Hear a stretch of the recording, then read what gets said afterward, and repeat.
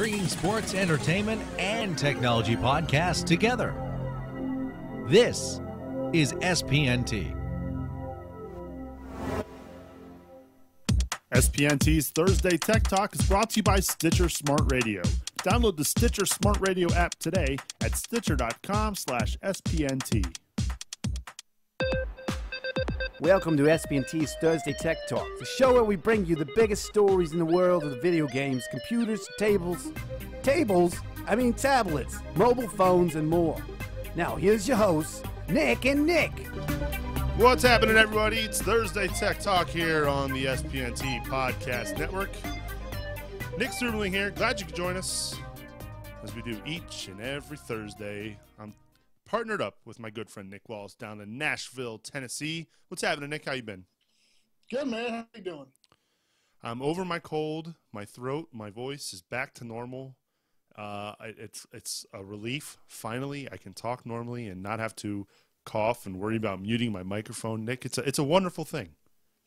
I hear you. I'm over mine as well. My throat feels great, and I can actually taste food again. It's kind of awesome. So yeah, I guess enough of our enough of our health scares here on the podcast. Each and every week, we bring you all the tech news, all the tech talk. But first and foremost, we always kick things off with our headlines. Headlines. Where were you 25 years ago when Nintendo was so huge they even had their own magazine? Dead media as of now, but that's right, Nintendo Power. Oh, yeah. Final issue has come out, and it brings everything full circle. The brand new issue looks almost identical to the original first issue. And guess what, Nick? They still come with a free poster. Nintendo Powers were great. That is unbelievable. The last issue. Oh, wow. That is. I'm sure we'll be talking about that here in a couple minutes. Apple CEO Tim Cook revealed that one of the existing Mac lines will be manufactured exclusively in the United States next year, making the comments during an exclusive interview with Brian Williams, airing tonight, Thursday night, at 10 p.m., 9 Central on NBC's Rock Center. Mac fans will have to wait and see which Mac line it will be because Apple, widely known for its secrecy, left it vague. We have told you on this show countless times how secure you have to be with your passwords and your data and what you post online. But sometimes, whatever you do, it isn't enough because companies need to learn this lesson too. There was a massive hack on October 3rd at Nationwide Mutual Insurance. 1.1 million Americans' personal information may have been exposed, but they don't quite know yet. So you need to also not only keep your password secure, keep your information secure, but make sure you do business with companies that respect your data. Netflix just announced a couple of new deals with Warner last week, and it's now landed a big one with the Walt Disney Company. While it's still a few years out, the company has announced today that it will be exclusive U.S. subscription television service for first-run live-action and animated films from Disney beginning in 2016, meaning that theatrically released movies will be available on Netflix during what's known as the pay TV window, ordinarily afforded to HBO and Showtime and that sort of thing. The deal also includes first-run rights to direct-to-video releases, which will begin appearing on Netflix in 2013. What's more, the two companies have also announced a separate multi-year agreement that will see popular Disney catalog titles like Dumbo and Alice in Wonderland made available on Netflix starting today. Old school geeks like me love the internet. It's a great thing. It's a Wild West. You can almost get anything you want, do anything you want, and you don't have to be fearful of what might happen. However, the United Nations is meeting in Dubai to kind of extend their reach into the internet to govern it. That's right, folks. The United Nations branch, the ITU, or the International Telecommunications Union, is meeting currently to extend their reach into oversight over the internet. Could this be a good thing? I bet it's not. We'll let you know in a little bit. That is a safe bet, Nick. Speaking of governing, Facebook is now letting you vote on their data use policy and their statement of rights and responsibilities. In other words, you supposedly have a say in your Facebook experience. Not really sure what it all means, but hey, keep on posting those awesome status updates anyway. And that is a look at this week's headlines. Headlines. Brought to you by Gazelle.com. If you got a cell phone you're not using anymore, it's just collecting dust, check it out today at spnt.tv/Gazelle. Get some cold hard cash for those unused electronics. Again, that is spnt.tv/Gazelle. It's real easy, and it also helps support Thursday Tech Talk and the SPNT Podcast Network. All right, Nick, I want to talk a little bit more about Nintendo Power. I was not a subscriber growing up. However, I had friends that were, and I read through every page of their magazine. And you know what? I'm sorry. I had Nintendo calendars. I did not have Nintendo posters from Nintendo Power. But I can't believe first of all, I didn't even know that it was still being published, and I also didn't even know that that they were ending their run this week. Unbelievable. That's a really long time. 25 years to be exact. So I was about 5 years old when this came out. This is it's bringing everything full circle for old gamers like us, where back in the day you didn't have the internet, you didn't have ways to get cheat codes easily or look stuff up. I remember playing Mortal Kombat for the first time on the Sega Genesis, because we were a Sega Genesis household. We weren't a Nintendo household. Finish him. And I remember learning the blood code to enable the blood from a friend of mine at school. You didn't have a magazine to have that, or I couldn't afford a magazine to get that. So this was really the only way to get all this information about video games was these magazines, and pretty much the only way to get Nintendo information was Nintendo Power. It's unbelievable that it's made it 25 years, and it's finally ending its run. I know a lot of people were hoping they might continue on like the iPad or the Android store and the magazine app, but it doesn't look like that's going to happen either. Well, first of all, the Nintendo is not what it was 25 years ago. Some would say it was better 25 years ago than it is today, although it's just more up to date, I guess. And you think about those cheat codes from back in the day. You had your Ninja Turtles cheat code where you could get unlimited lives. Contra, we all know the Contra code. That was almost like a precursor to the DLC. That was their own version of downloadable content, I guess, because they had to program this stuff anyway into the game. So to me, I guess it's one of those ways to provide a better game experience, giving you those cheat codes like that. It's weird to think of it that way. Yeah, it kind of is. One of the big ones that jumps out when you mention that is the original Legend of Zelda. I played that game nonstop when we got it, and I remember beating the game, killing Ganon, and then I'm like, wait, what's the sword mean? Oh my gosh, there's a second quest? I have to go through the entire game again? And no one knew about that, but in the first issue of Nintendo Power, they taught you how to get to it and the maps for it, because it was completely different than the first quest. It's kind of sad in a way, It's like, I wonder if this is how people in the 70s felt when Atrex died, because this is like a part of our childhood going away right now, and I don't know how to feel, but I do recommend all our listeners go out to the internet, look at the two covers. It's really cool that they kept it that way. Began with an almost horrible rendition of Mario and ended with a rendition of Mario for a new Mario game, and it's almost identical. That's really cool that they went nostalgic like that. Yeah, I mean, Nintendo Power. Wow, I mean, I'm surprised. It's still pretty cool. I know a lot of people still play the Nintendo, but for those hardcore gamers like us, we've outgrown it. But still, the fact that you even brought up Nintendo Power brings up a ton of memories. I still remember how excited I was when we would have the Scholastic school drive, and the books would come to your library and you could buy the books. I never bought books. I would buy the Nintendo calendar. I would always ask for the Nintendo calendar.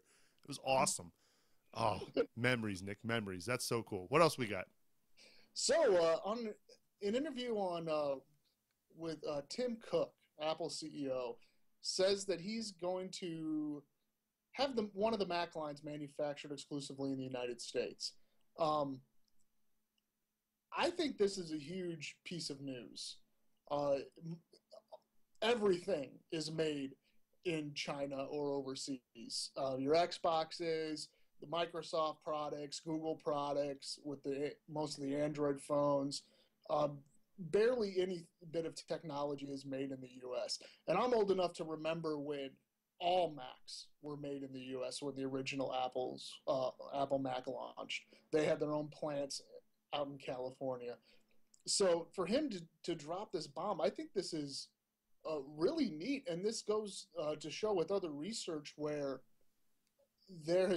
people have been saying that eventually it's going to flip where it's going to be just as cheap to manufacture stuff in the U.S., where cost in these countries is going to go up, or press against companies is going to go up. We've heard about Foxconn riots and bad employee conditions all throughout the year. So what do you think, Nick? Apple being one of the first computer companies to bring manufacturing back to the U.S.? I'm not sure what to think, because I know that it is a good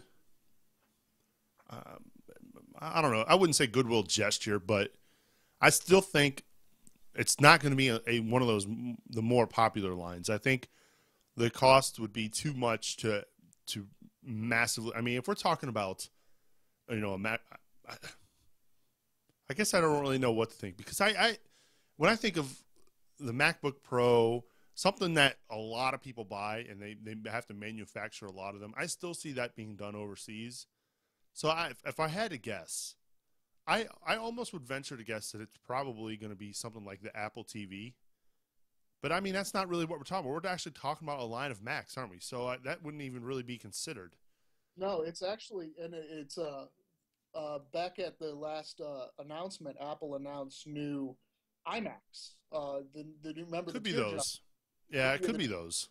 That's what it is. They've said it's going to be the iMacs. I don't know if you saw the stories hitting the headlines where people were tweeting, "Hey, my new iMac says made in the USA." Huh? Interesting. Well, so there you have it. It looks like it's going to be the iMac line, which I don't know if that's their most popular line of computers currently. I would guess laptops are more popular, right? But still a big line. It's not like they're manufacturing the extremely high-end Mac Pros that cost $2,000 out of the gate just for the base model that no one buys as much of. Are we talking about the iMacs that we were looking at here a couple weeks ago and we couldn't believe at how thin and how beautiful they were? Yeah, those are the iMacs. That's impressive. If they're doing that here in the States, that's impressive. They're doing it here in the States. And, it's going to go to show with Apple because of how you can say what you want about them. They're definitely good at managing their money. Yeah. Well, they have a lot of it to manage. Exactly. They have so much money. So if this turns out to be more profitable, not just they might lose money in the manufacturing, but they might gain money in just advertising revenue, because you're going to have there's people out there that only want to buy stuff made in the USA. Mm-hmm. So you say, hey, you want to buy a computer made in the USA? Get a Mac. It's the only one. Interesting. I hope it's successful. I mean, it would be good for U.S. business here. And it certainly would bode well for them, because you're right. They can advertise it and they could show that they're, for jobs here in America, that sort of thing, until somebody logs onto the computer to order one and they see how much it costs. Yeah, they might go, whoa, I can get this Dell for $350. Okay, sold. It is definitely true. You still have the Apple tax to pay for. What else we got this week? So, first, Disney surprises us by buying Lucasfilm, okay? They take us off guard right away with that. Now they're going to release only on Netflix for online streaming? Disney making some moves here lately. Well, not just Disney, Netflix. Yeah. It's amazing, because I remember there used to be most of the Pixar movies were on Netflix. Me and my wife watched Up on Netflix. We didn't rent a DVD or anything. That was the first time we got to watch it, was because it was on Netflix, and I was happy that the Pixar movies were on there because I really like them. And now it looks like I'm going to get to see a ton of old movies as well that I haven't seen in a while. That's really cool.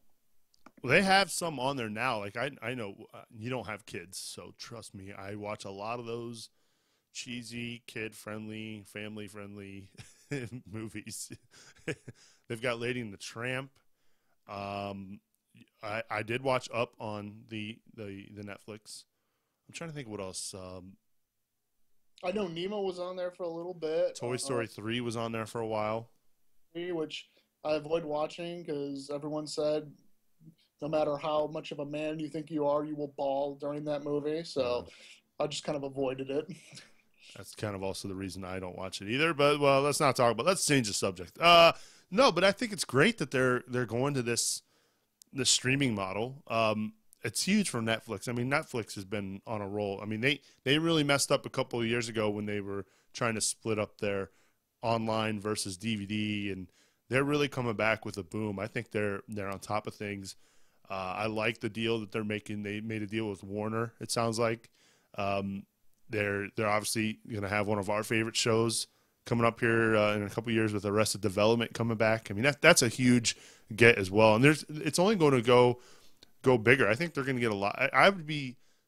I'm hoping that a lot of those series that get canceled that are hilarious that nobody watches comes back to Netflix. I hope that they revive some of these sitcoms and some of these dramas that were good but just didn't get enough because of TV ratings or whatnot. I hope that they can somehow get these produced again. I think that'd be fantastic. Yeah, it'd be amazing. And even more humorous spin on this story is the previous partner, the previous major partner was Starz. Mm-hmm. And you remember Netflix and Starz had that huge fight where Starz dropped Netflix. Well, now Netflix gets the last laugh and says, guess what? We're taking Disney away from you. That is big. Starz was awesome. There was a lot of shows that I watched from there, but one of them was Party Down. Did you ever get a chance to watch Party Down?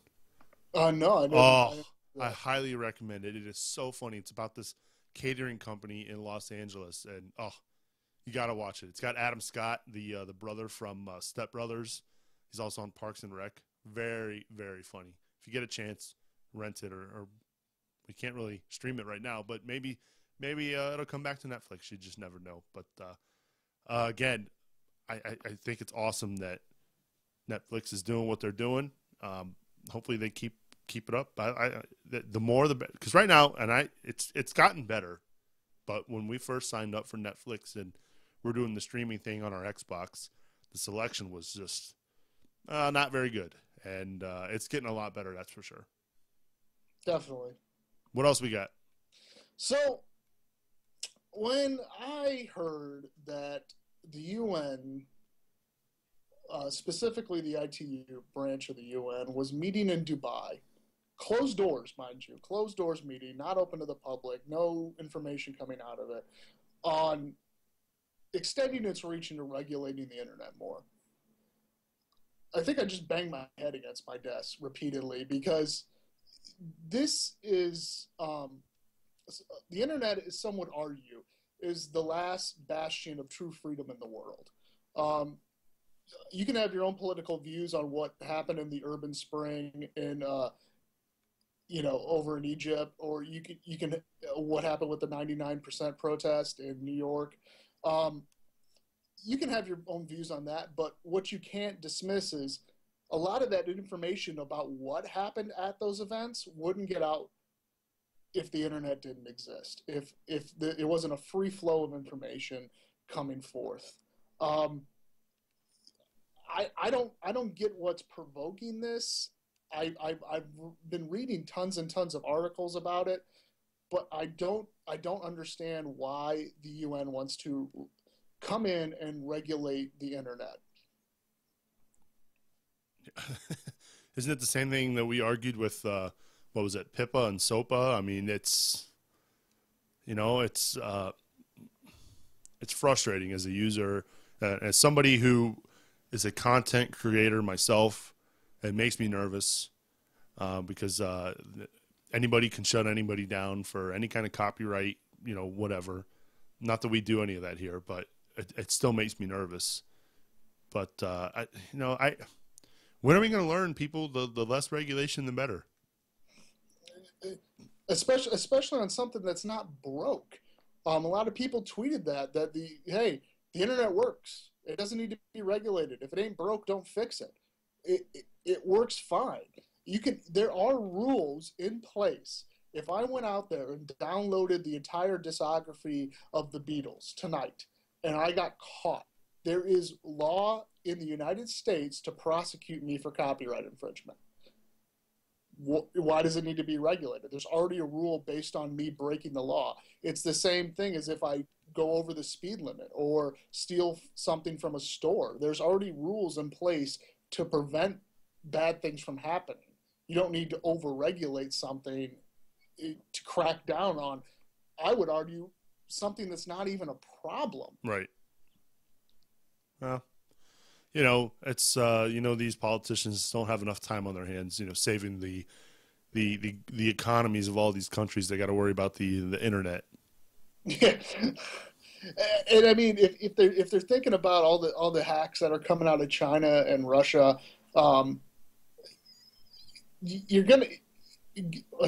prohibition did not stop crime. It did not stop people from getting drunk. It did not stop any of that. Having a giant, massive regulation did not stop anything. In fact, it increased crime. So you go ahead and regulate the internet, I guarantee you a dark net, Internet 2.0, is going to pop up, and then the criminals are going to go there. And the people who want to be free are going to go there. You're not going to be able to stop this train. It's already left the station. It's chugging down the tracks at full power. I like the analogy, Nick. Well done. Thank you. Let's take a quick time out to remind everybody that we want to hear feedback on these stories. Hit us up via email at techtalk@spnt.tv. Give us a follow on Twitter. We are at Thursday Tech Talk. Check that, at SPNT Tech Talk. I got to get that Twitter handle right. One of these days I will get it right, Nick. I apologize. But we'd love to hear your feedback. We record this show live every Thursday night at 9 o'clock Eastern. Join us in the chat room. Our good friend Anthony comes each and every week. He's our diehard fan. We love him, Anthony, in the chat room. As always, we love to see more people in the chat room. So join us every Thursday night at 9 o'clock. There's nothing on television. There's no football on television. Come join us. Talk a little tech. Talk a little Netflix. Talk a little Xbox, PlayStation 3. We'd love to hear from you. So join us again every Thursday night, 9 o'clock, or email us at techtalk@spnt.tv. Let's do a couple of these stories and then our favorite part of the show a little bit later. Yeah, we're gonna go quick into the Nationwide Mutual hack because there's not much information spewing out about it right now. The only thing is we're going to remind our listeners, if you were a member of Nationwide Insurance, keep an eye on your credit report, keep an eye on information, your mail, phone calls you're receiving, check your accounts. The company looks like it's going to do a credit protection. It almost has to. So get in touch with them about that. So you get kind of a free LifeLock type of service for a while to make sure that none of your information is stolen. That happened to me when the PlayStation 3 got hacked. I got free credit monitoring. And just keep a heads up on your information. That's all we can really say about that. Now, Facebook is doing a little democratic thing here. Well, how democratic, I really don't know. Face value democratic. Letting you vote on what they're going to do with their data use policy and statement of rights and responsibilities. So this is kind of unheard of. I don't remember someone as big as Facebook. I'm sure little companies have done it, but someone as big as Facebook turning to its users saying, here's what we want to change. Should we change it? What do you think, Nick? You think even if people vote the way that they want it, do you think Facebook's going to listen? Nope. Nope. No. I think this is just their way of showing that they're giving you the illusion that you have a say, but ultimately you don't. So it's kind of like a publicity. Yeah, I think so. They've had so much bad publicity when it comes to policies and privacy and all that other stuff that I think this is just them offering up an olive branch that says, "Hey, we've heard your complaints. This is our way of showing that we're hearing you, and so giving you a say." But I ultimately don't think anything will come of it. That's just me. I think people will leave the service before they, actively vote or bring up these campaigns to make any changes with Facebook. I mean, we've got all kinds of social networks out there, man. That there's just I don't know. I'm not I'm not going to place any votes on Facebook. I mean, that's just me though. You saw did you see the story about all the people on Facebook declaring copyright over all the information they've posted on Facebook with the photos and videos? The funny thing is, folks, if you go to the page with the to vote, responding to your feedback page, if you look at the comments at the bottom, almost every single one of them is saying, in response to the new Facebook, I hereby declare copyright, blah, blah, blah, blah, blah, a bunch of legalese. The funny thing is, a lawyer saw this and said, that doesn't give you any rights. Because Facebook can put in their terms of service and their data use policy and statements of rights and responsibilities, if you use our site and you put up a picture, we own it. And it's 100% legal. Right. I mean, we've all known that for how many years, that be careful what you post on there because you lose control of it once it's out there. We've all known that. So why are people getting, again, this is our country at its finest. What can I say? I mean, I remember when Google Drive came out officially, and they used the terms of use from another product to fill it in. And the terms of use from that product said Google retains copyrights to all information uploaded, blah, blah, blah, blah, blah. So people freaked out going, oh my gosh, if I upload something to Google Drive, Google also owns it in addition to me.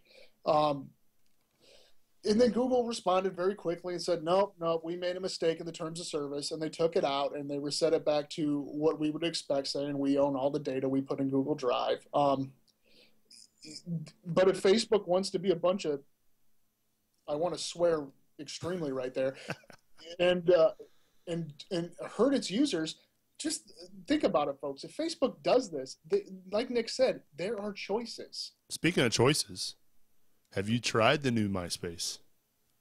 No, I almost am not trying it out of refusal. Oh, really? I think eventually I'm going to have to try it. I think I'm going to have to get the network somehow a presence on MySpace. You got it on Google Plus yet? No, that's another one of those. I don't know how to do it.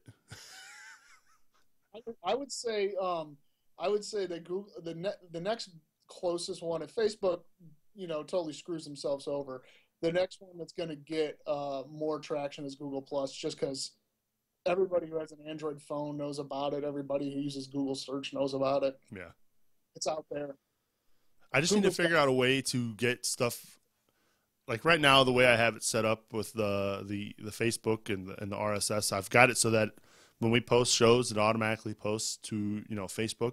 I've got to figure out a way for FeedBurner to get it posted on Google Plus, and I don't know if they've ever gotten there, because I know they've pretty much stopped developing FeedBurner, so I don't know if that'll ever happen. I mean, maybe there's some apps that will allow you to do that, but until then, I just stick with Twitter and Facebook. Stick with what I know. And the one thing I do know is I miss Mafia Wars on MySpace. Well, I have it on Facebook. That's sarcasm, by the way. I would never. No. I don't know why I played that game. You know what else? I don't know why I played Song Pop. Oh, I still get updates, and I'm gonna have to delete that from my phone. I know Anthony and my buddy Jason are still trying to get me, but yeah, I stopped playing it. It ended up being like 2 or 3 people left after everyone got sick of it, and so I just stopped playing it and moved on to Letterpress as my social game of choice on the iPhone. And yeah, I'm with you. I don't know. I don't know if what the Anthony says I suck. The next great thing is going to be to lure someone to another social network. But I think the only way that Facebook is pretty much the only way they're going to lose is if they do it to themselves. Right. I agree. Is there anything else we need to touch on before we do apps of the week? Yeah, before we do apps of the week, we told the listeners that we were going to try out iTunes. You 11. read my mind. You read my freaking mind. It's like we are one mind, Nick. Unbelievable. Yeah, I downloaded it. I tried it, and I do not see an improvement in performance. That's just me. I've heard some extremely contradicting stories on the Windows front, where most people say it looks nice, it looks pretty, but it didn't do anything performance-wise. It's not any faster. I would not say that it looks nice. In fact, it reminds me of how it used to look back in like 2005 when you had your iPod Shuffle. It's kind of weird. I like the streamlining version of it that they did a little bit there. They kind of shrank some stuff down. They took away one of my favorite features, find duplicates. Really? Yeah, that's gone. Supposedly they're going to bring it back. I was a little upset that was gone because I'm re-ripping my entire MP3 library because it got screwed up. So I'm re-ripping a bunch of CDs, so I kind of need that feature Ouch. to make sure I didn't rip an album that has the same song on it to conserve some sort of space. But they took away. Did you notice they also took away CoverFlow? I did not notice that. CoverFlow is also gone. The one thing I do love is because I have an iPhone, I use iTunes Match to get my songs in the cloud and onto my phone a lot easier without syncing. That is a lot better. I don't know what they did there, but they improved the heck out of that. And I like it when you click on an album that it comes up in a nice, pretty little color based on the album you clicked on. So that's kind of cool. It's little visual tweaks. I would say, unfortunately for your Windows users, on the Mac, it performs so much better. It is way faster. It comes up almost instantly. But this is the thing, and I've heard other people talk about it. Office on Mac has a problem being extremely slow and not as reliable and crashes a little bit because Microsoft had to take their version of programming and package it in an app for the Mac. Well, Apple has to do the same thing because they're taking stuff that is written for Unix and Linux and a Unix type operating system and make it run on Windows. So with that problem, you're not going to have 100% improved performance unless they went ahead and did a complete rewrite and maintained two separate code bases, a Windows code base and a Mac code base. Which is what I thought they were doing, but we can only hope. I mean, maybe this is step one, and then eventually iTunes 12 will be a complete. But I still prescribe to the thought that Apple makes iTunes horrible on Windows, so people will buy Macs. They're not going to buy it because the music software is slow. I mean, come on, let's be a little realistic here. But it's definitely different. Now, I've noticed switching from the store to my music to my podcasts is a little different. It basically takes over the entire page. It's like it's almost like a whole new iTunes for all three, for different categories. It's kind of bizarre. The sidebars are gone. Yeah, sidebar and like finding your playlist is a little tricky. It does take some getting used to, but the only thing I was really looking for was improved performance, and I'm not seeing it. In fact, I would argue that it's even worse now. What I tell people all the time who are running a Windows system and want to use something to sync to either an Android phone or there's ESPN or an iPod or an iPhone or an iPod Touch, you can use Winamp. Winamp works great with it. I used to use Winamp when I was running mostly Windows. It works fine syncing to all iPods. They even get the iPhone in there working after they patch it a few bit. And you can use Double Twist as well, which looks more like iTunes actually than Winamp does. Well, now you got me intrigued. What was the update? Oh, we got to see here.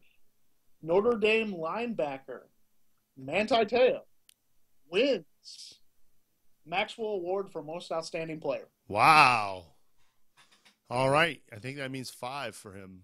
Yeah, I think that's 5 right The now. only one left is the Heisman, which we'll find out on Saturday. Yes, we will. All right, cool. I'm glad. Okay, that makes it worth it. Obviously, Nick and I, for those of you who listen, know that we are Notre Dame fans, and I am a big fan of Winamp. As Anthony says in the chat room, Winamp, it really whips the llama's ass. That was my favorite thing about Winamp. I don't know. I still need to play around a little bit more with iTunes. It certainly has potential. The look it's different. It's kind of an old school user interface, I guess, but I don't know. We'll see. I use it a lot for. I don't honestly listen to it or use iTunes that much for listening to music. Like I'll pull up Pandora before I pull up iTunes, and I have, a ton of songs. We're talking, almost 2,000 songs, and that's a small amount compared to. I know you probably have way more than that, but I'm not a downloader. I'm not. That's just not me. But I use it for my podcasts and putting the cover art on all the podcast episodes. So for me, it's more about performance, getting things done quicker, and I'm not seeing that improvement. Yeah, I can see that. I don't use it to play music anymore either. If I'm playing music, I have speakers that I plug my iPhone into or my iPod into that are way louder than computer speakers, and I don't have an Apple TV or a surround sound system hooked up to my TV, so there's no point using iTunes there either. I just let the phone play either from Spotify, Pandora, or the music that is in iTunes Match. So iTunes, I think music software like this, except for the diehards that have so many songs, that really want a program on their computer to do it. I think the software is on its way out. Eventually, it's just going to be replaced by, I would argue Google Music. It's all going to be just an online bank of songs, or Spotify where you just stream what you want, or Pandora, even if you just want to listen to a radio type of thing. Well, we want to know if you've downloaded iTunes, your experience. Email us at techtalk@spnt.tv. We would love to hear your feedback on iTunes 11, which just was released last week. All right, Nick, are we ready? Hit it. Of course, I need to get my mouse prepared. There we go. Listening audience, it's that time in the show you've all been waiting for. The time when Nick tell you their apps of the week. Uncle Rob, thank you very much. Appreciate it. We had some good apps of the week. According to our listening audience, last week was the best week we've had when it comes to apps of the week. So, Nick, we have a lot to live up to. What do you got this week as far as your app of the week? My app of the week might disappoint half the listening audience, since it's the only one I know is updated on both Android and iPhone, but the only one I know about is the Android one, and that is the Gmail app for iOS. When Gmail was released on iOS, the app was, let's see, how can I put this delicately, absolutely horrible. It was one of the worst things I've ever used in my life from Google. Well, today, or not today, 2 days ago, 2.0 came out. And this is what the app should have been at launch. It's fast, it's fluid, it matches the color scheme default of Google. The other one was kind of a weird, black, which made some stuff hard to see if you use different labels. This is what it should have been. Kind of has the Google Plus UI. So if you use Google Plus on the iPhone, has that same style of UI, very clean, very sparse. I think Google's getting great with design of their apps now, and I'm happy that it was updated on iOS so people like me that use Gmail can get it very efficiently on the iPhone without having to tie it into the iPhone Mail app. If there's any Android people out there, because your Gmail app got updated as well, and you want to tell us what you think of it, because I haven't read really anything much, drop us a line. Let us know what you think of the Android update. Well, I don't know if I got one. I'll have to maybe try downloading it manually. Yeah, you should. If you go to the store, there should be, under the updates tab, Gmail should have an update, and you can check it out. I will do that. This week, my app of the week is, it's a little different. I am preparing to head to Las Vegas here in a month In fact, 1 month from today, I will be in Las Vegas for the New Media Expo, which formerly known as Blog World. So I'll be there at New Media Expo. If you're interested in going to New Media Expo, use my affiliate link, spnt.tv/NMX. We'd love to see you out there. But I'm in the process of designing business cards to take with me. And my wife, she's a graphic designer. She said, why don't you put a QR code on there? And I am not one of those guys who scans QR codes when I see them, and I didn't think anything of it. And I said, oh, you know what? Sure, why not? So we made a QR code, and we had to test it out. So I downloaded this cool little app called QR Droid for the Android, and I'm amazed at how easy it is to scan these QR codes. I might have to do more of that. All I did was I held my phone up to the computer screen with the barcode in it, and it automatically took my browser to spnt.tv. So pretty cool. I've seen them. I didn't use them an awful lot, but now that I see how easy it is, I may have to consider using this a lot more. Breaking news. I don't know how I missed this. John McAfee has been captured in Guatemala. I did see that earlier today. So in the saga that we've been talking about the past few shows of John McAfee and the insanity that entails, he has been arrested in Guatemala, and apparently people thought he had a heart attack and had some problems, but his lawyer's saying he didn't. So the ongoing saga of the internet soap opera of John McAfee is still going on. Anthony, not a fan of that one. How can he not be, man?